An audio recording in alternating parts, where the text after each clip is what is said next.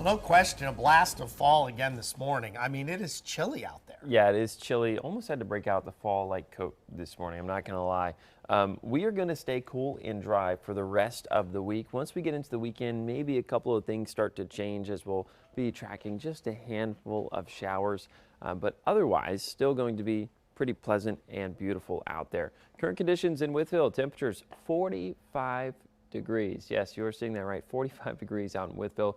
Relative humidity right around 91%. That will continue to drop as we go hour by hour throughout the day. Once our temperatures continue to warm up, we'll actually separate ourselves from the amount of moisture in the air. So we'll get warmer and warmer and we'll get drier and drier.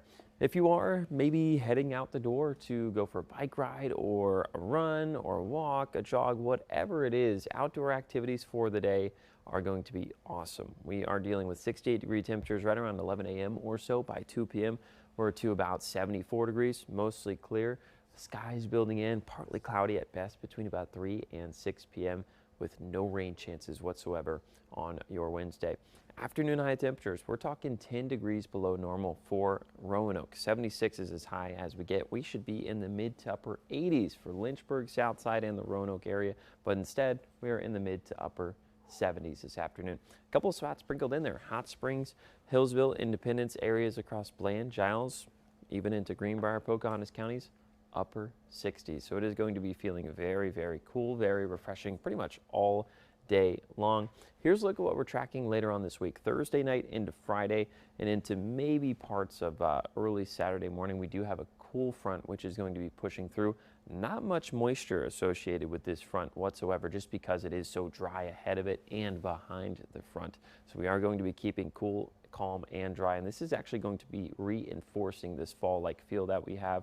And then once we get into the weekend, a little upper level disturbance down to our south and east may spark up a couple of showers across parts of the Carolinas, a few of which could build into parts of southwest Virginia, but overall we are going to be remaining dry, cool, and crispy outside.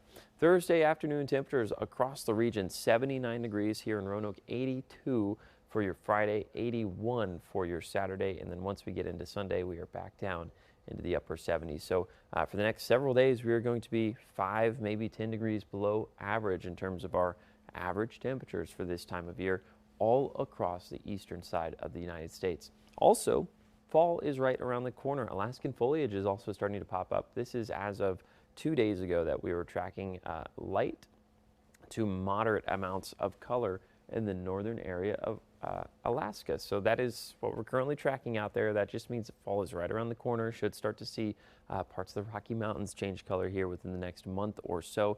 And then for us, roughly about 6, maybe 7 weeks before we start to see some peak colors out there.